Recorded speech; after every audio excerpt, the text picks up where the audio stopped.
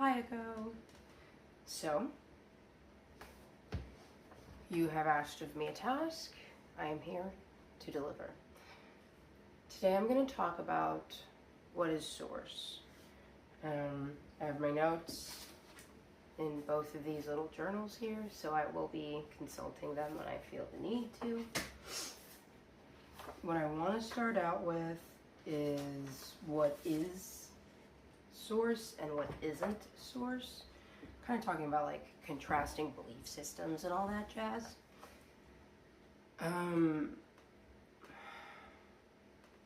What a lot of people will tell you source is that source is something that's higher than you, that source is something that's like above you, that you have to like center yourself and reach out towards something and grab it. You know what I mean? Like source is something for you to take. Source is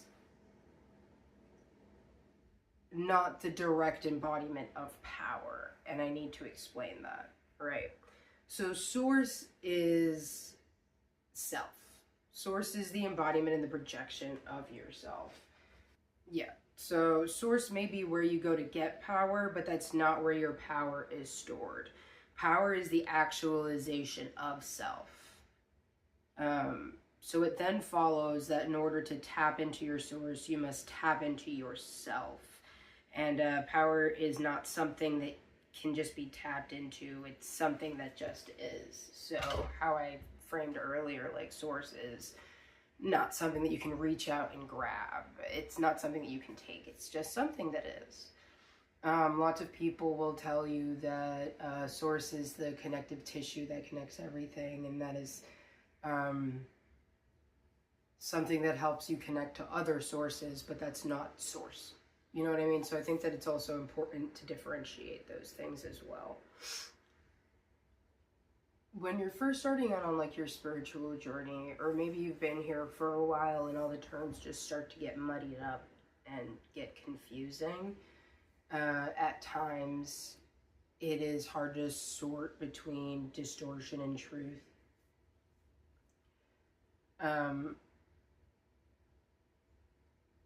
One of the things that people start to worry about in connection to source is just differentiation between the connection of yourself and everything else.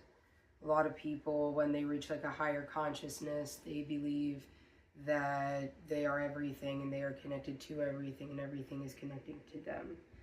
And I will say that is not always the case. I say that there are multiple branches when practicing spirituality. One of those things that people talk about a lot is different archetypes. You know what I mean? Like, I think it's like a lack of a better word. If anybody else knows like a better word for this, please leave it in the comments. But I call it like an archetype, where it's like you have like the dreamer, where they're just very optimistic. Everything is love. Everything is coated in love. Then you have the sage, which is like the individual who's very kind of detached and they view things in a very different way from other people do. Like they almost speak a different language and they understand that they speak a different language from other people, but they have stopped attempting to be their own translator for the world around them. You know what I mean? And that's what I mean by like little archetypes, like little things people fall into. You know what I mean? And sometimes the algorithms can be, because it's very positive, they're very geared towards like the dreamers or the lovers, or they're very geared towards that. But I'm a realist at heart. And I like to look into things and learn and differentiate. So source. I say self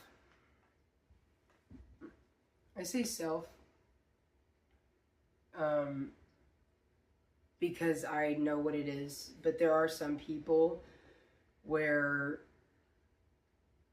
depending on like where they lived or depending on the people who raised them, you know what I mean, they weren't exactly told what their self was.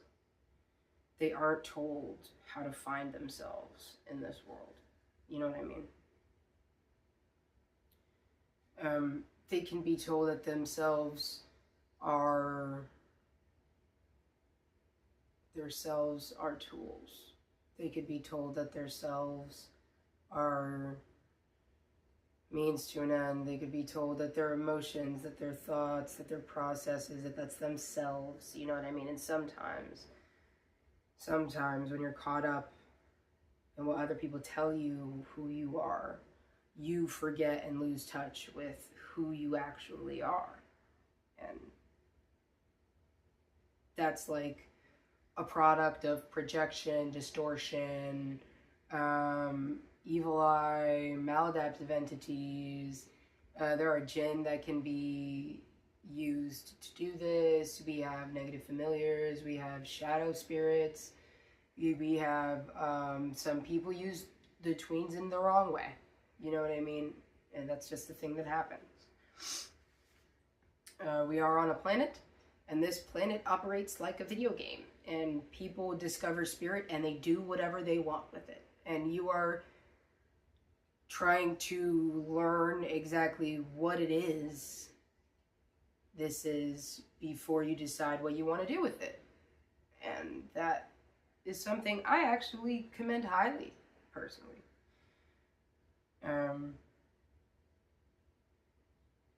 One of the things that's important with spirit and source work is to be able to ground yourself in your physical body, because some people get really caught up in the fact that they're like, oh, well, I'm a soul, right? And they're a soul, and they have all of these aspects in the metaphysical world, you know what I mean? They have all of these things working out and lining up for them, but they forget that they're a soul living a mortal existence. You know what I mean? So you have to be able to figure out to marry the two of those things. Walk. And this might out me for those who know, but on my closed practice path, I know that I mentioned that in a video beforehand, but it's important for me to have 1 foot in the physical, 1 foot in the spiritual. And if I don't, then nothing aligns. And so it's important to understand that I am a soul, but I also have a body. And not to get lost in the fact that I have a body. I have to remember that I am not just my body, right? Because I am also spirit. And that is something that a lot of people struggle in their brain to differentiate, and sometimes it can be perceived abundance projected from one side of the spectrum to the other, right? Like, I know, and I'm one of those people who experienced a lot of things in my life, right? And there were aspects where I was like, oh, well, you know, those people, they don't devote themselves to the same level that I do, and they experience what I view as a much better life than mine, right? But then I look beneath the surface, and that's not the case. And it's a detachment of self, because they think that self is strictly in physical. Self is somewhere in between.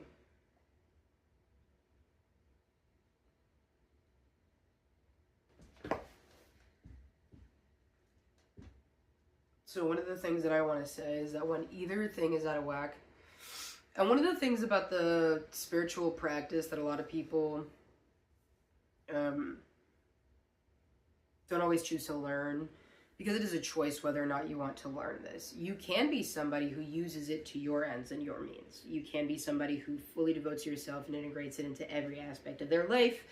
You could be somebody who views it as a faith-based practice. You could be somebody who views it as strictly holistic. You know what I mean? There's a bunch of different paths out there.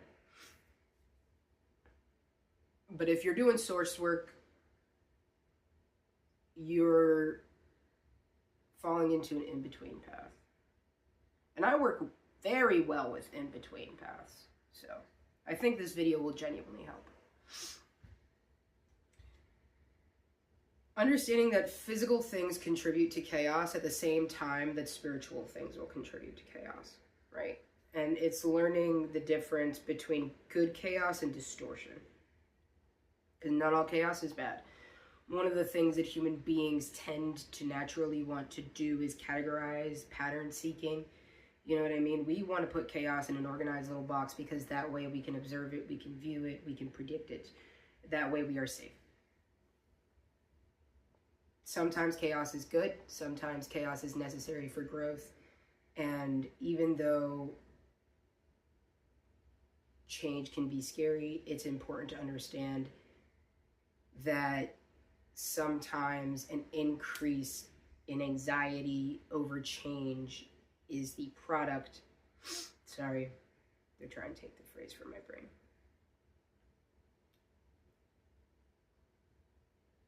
Is the product of being unbalanced. Yeah.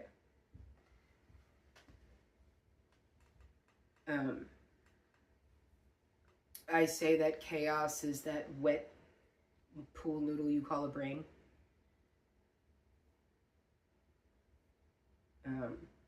Because it is. I think your brain is something that people overview, and I'm gonna keep this short because I ramble. But your brain, it literally exists in an in-between. Your brain exists in between your skull and yourself, right? Your brain is your in-between, it's your middleman, it's the messenger. Don't shoot the messenger. I don't know why I had to say that. Some of you might be misdirecting anger and rage and fury towards physical reactions. But the exact same way that the physical can cause distortion is the exact same way that the spiritual can cause distortion. When you are on a better path, a higher path, where lower energies can't parasitically leech off of you anymore, they will project maladies onto you. And that's not anything that you can help. That's something that they're naturally going to do. And it takes strength of self to be able to fight that off. And maybe that's even the reason some of you guys have found this video, is you need to be able to fight off the maladies people are putting at you. If you strengthen yourself, you will genuinely 100% be able to do that.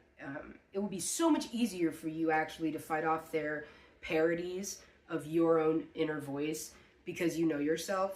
You know what I mean? Like, you know yourself, and yourself is your source. There is no power without the self, and there is no self without power. You know what I mean? And that is the thing that we're going to try and remind ourselves, right? Keep that in mind. And so now I want to tell you what has helped me in understanding the self, and that is, the self is the silence between your reactions and your inner monologues. Yourself is your silence. Yourself is the observer within. And this is going to apply to literally everybody. It doesn't matter where you're from, who you are, what time period you're in, what gender you identify as, how your sex interacts with the way people perceive you. It doesn't matter. Yourself is the silence between your reactions and your inner monologues.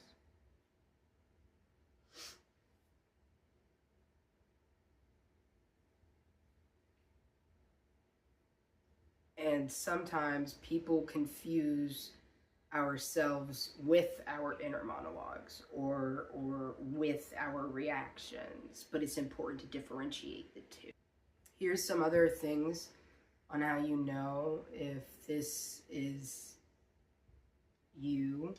Like, if you find yourself impulsively responding to the needs of others before your own, or blowing things out of proportion, or burying your emotions to avoid disrupting others. You know what I mean? Like, in a way where you minimize yourself, or you cut out yourself or edit yourself in certain ways just because you don't want to, like, intrude or infringe upon others because other people may have reacted a specific way, or because you don't want to be viewed a specific way, because I'm getting the energy, and I've been in this energy as well. Recently, I've kind of been having to figure out a way to get out of it.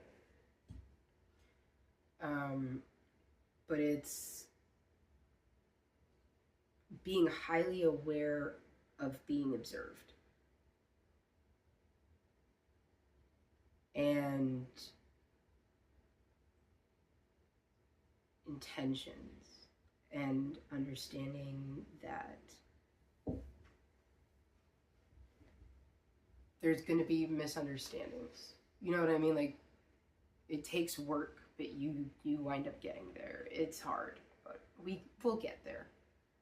Okay, Echo? We'll get there. If you find yourself settling in your life or constantly policing what you can and can't do, or being overly harsh or aggressive towards yourself and others, or like projecting onto others, feeling like you're being projected onto, feeling like you're a spectator in your own life,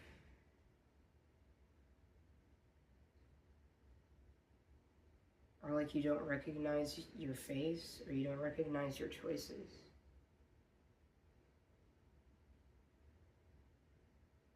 Also, feeling overwhelmed and overstimulated, causing you to lash out or put up walls, or overwhelming anxiety and guilt, seemingly unfounded. Like, it's like in your brain where you're like, I'm trying to make all these changes, I'm consciously making these changes, I'm consciously trying to pick a better path, so why the hell am I feeling so overstimulated? Why am I feeling like this is so much for me? Like, did I make the wrong choice? And one of the things that's integral to remember when you're dealing with these kinds of energies, when you're dealing with these kinds of thought processes, is that you, as long as you are acting in a way that feels true to you, you will be making the right choice.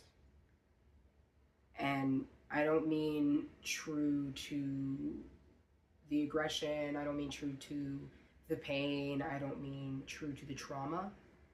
I mean true to yourself, true to that silence within you. You know what I mean? As long as you're behaving from that way, you will never make the wrong decision.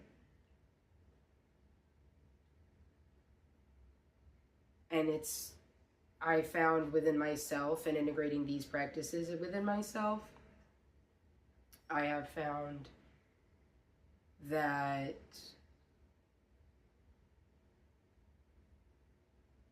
these feelings flare up within me when I'm behaving in a way that doesn't feel true to me. And it could be like a micro thing, like a small thing, or it's just a small edit that I make. And for some reason, my mind feels like that action is intolerable now. Like, before I used to do it so easy, and now, because of the way my subconscious has rerouted itself, it feels intolerable to myself. It feels antithetical to the being that I am. And I can't do it anymore. And that's the reason why I wrote this guide.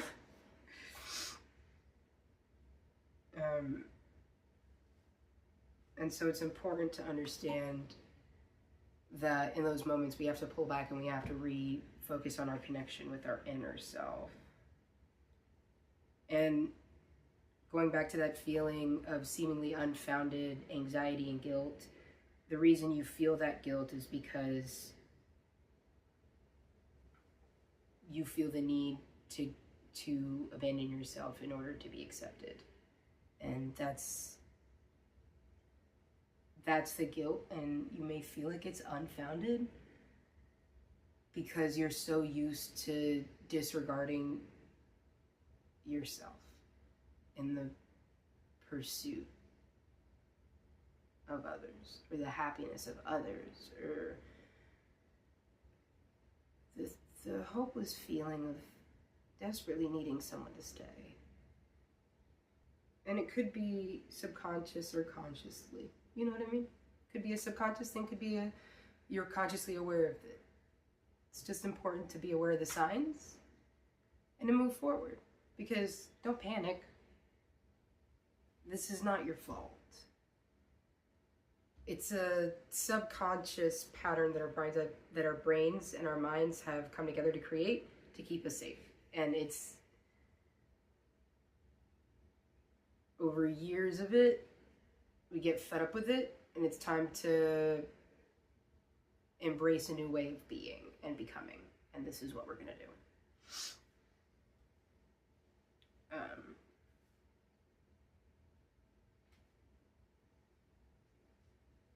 I want you to sit with your emotions as they come.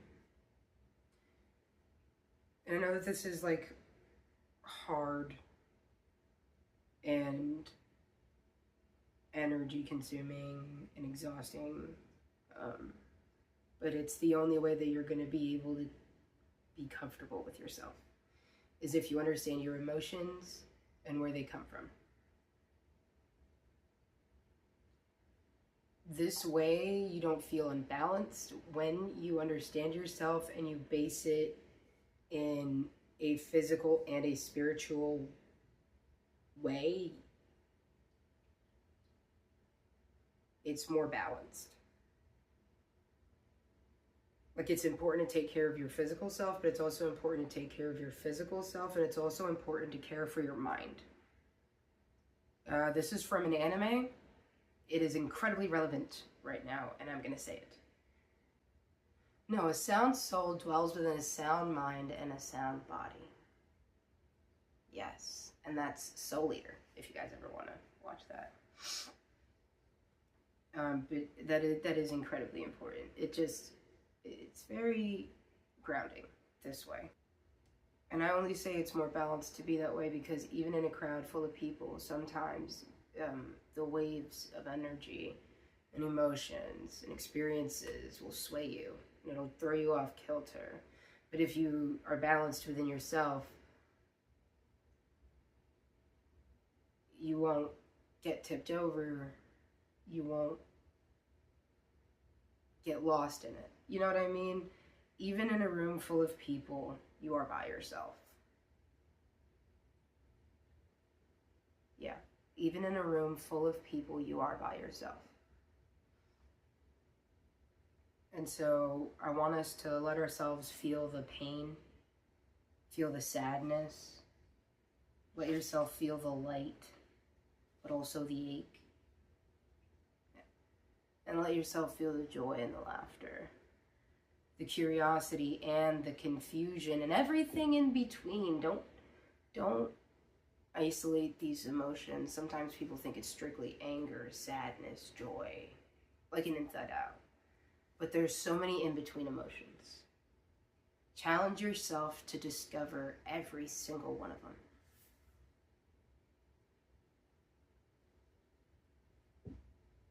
And I want you to sit with those emotions, figure out where they came from, what might have provoked that. Like maybe you like try a fruit for the first time ever. Like, oh, the first time I ever tried a kumquat. Oh, that was an experience.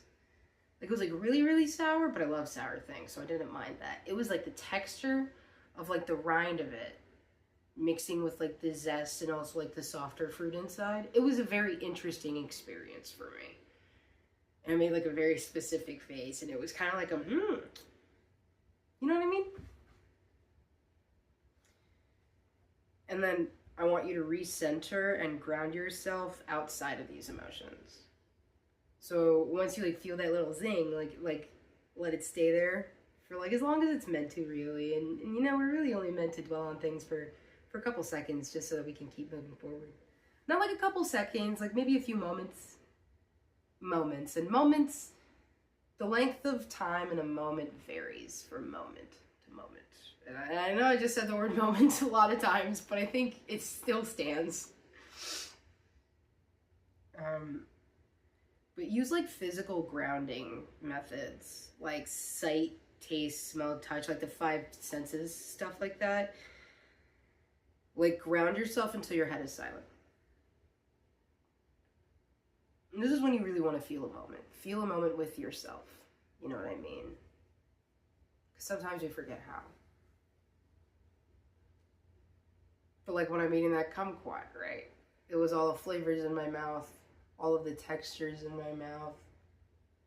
And then I want you to take in all your senses until your inner monologues, your reactions are silent.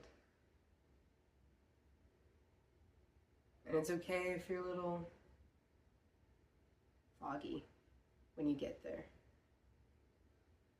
But that's silence, that's you. That's you in the moment. And pay attention to your heart space. Yeah. Your chakras. Yeah. Pay attention to how it feels. Do you feel heavy or light in that moment? Do you feel bound or loose? Are you constricted or free? Well, what do you feel in that moment? What is yourself feeling? And that's your inner compass. Yeah. That's your inner compass pointing to yourself. Yeah. Thank you for walking through that with me. And then once you're able to acknowledge that, move on to the next moment. Mainly because don't dwell in that for too long. You'll wind up getting stuck in the past. One of my favorite little quirky things on YouTube is "Don't Hug Me, I'm Scared." And it's the time video where he says, time is a tool you can put on the wall or wear it on your wrist. The past is far behind us. The future doesn't exist. And understanding that those lines are meant to ground you in the moment and make sure you're still in the present. And then they're going to throw a bunch of metaphysical philosophy at you.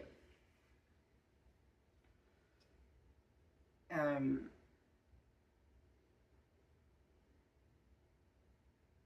it's important when you're doing this method to be at ease.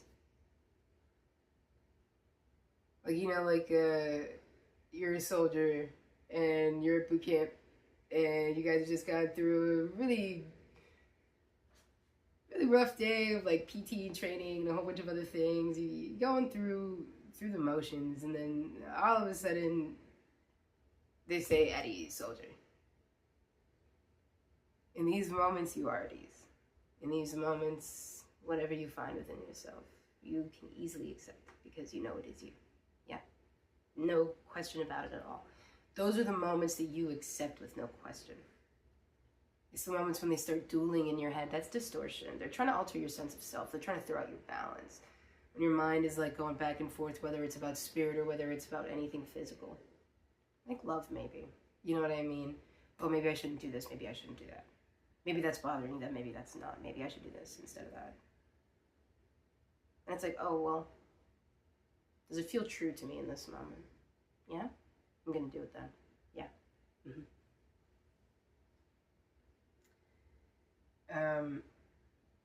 Another thing is like verbal affirmations. Verbal affirmations really, really help. They're fantastic.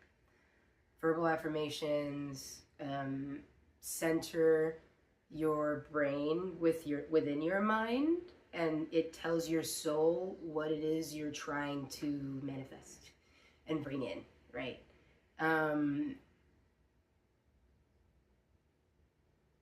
Sorry, I use my hands a lot. I hope it's not too distracting. I'm not going to stop, though. I'm going to keep doing it. I'm just warning you now. I should have warned you at the beginning. It's okay. We learn as we go.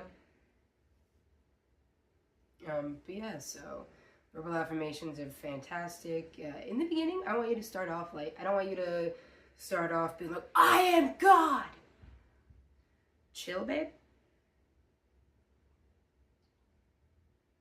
You might be. You might be a God.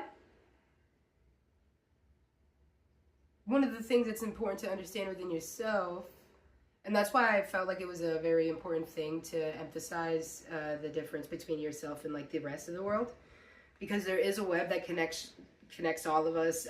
You can call it the universe's fascia. You can call it a universal tissue, a web of consciousness. The Nordics called it the web of word. That connects you to your source, and also other sources. You know what I mean? It's your spirit. Yourself is your tether through the cosmos to your spirit. Yes. Great. Glad I could get those into words. But yeah. Start out small when you're first beginning this. Like things that like I had to tell myself starting out was like I am safe. I am okay. Just because I feel fear does not mean that I am unsafe.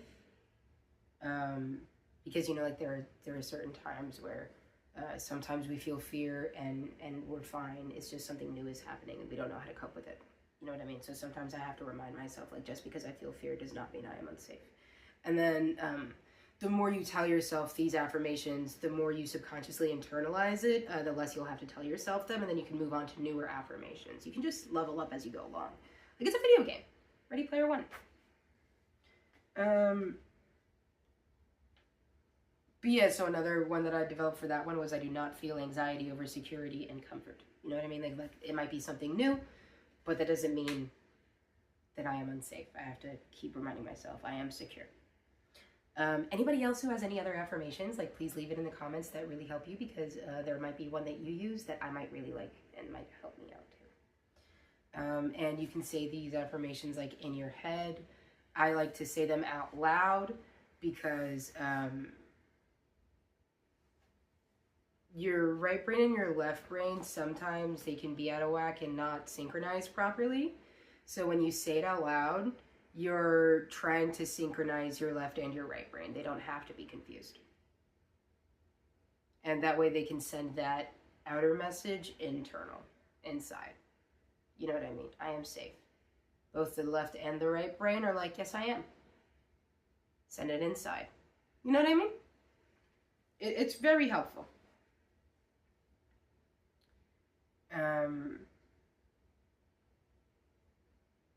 Now I'm going to read this out to you because I feel like it's great. I implore you to try. I encourage you to be gentle with yourself.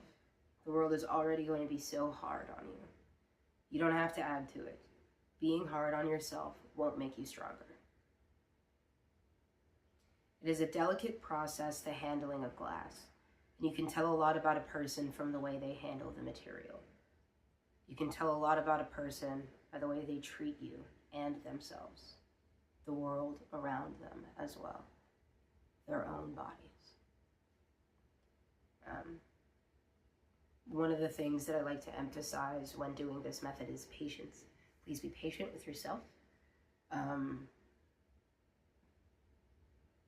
When you start getting irritated or aggressive or snippy, understand that that's something that's a product of malignment. Like, it's not aligned. It's not aligned for you in that moment. That's the reason why it's irritating you. That's the reason you need to shift gears, shift perspective. A new point of view is great. One of my favorite oracle cards is the Rumi deck. One of my favorite cards in there, they talk about grabbing the reader and grabbing them by their ankles and ripping them upside down and shaking them until all of their things fall out of their pockets. And then taking them on a ride. It's great. This is a prerequisite course if you want to follow the path I'm laying out for you. This is something that you have to do. If you want to move forward in a way that feels true and authentic to you. I've been picking up on a lot of energies so far on the planet that are seeking a higher brand of consciousness, a higher form. And if that sounds like one of you, then I'm glad I could make this video for you, Echo. Thank you so much for watching. Please be safe on your travels. The energy is getting a wee bit dangerous in between times. So I implore you to travel with care. Thank you.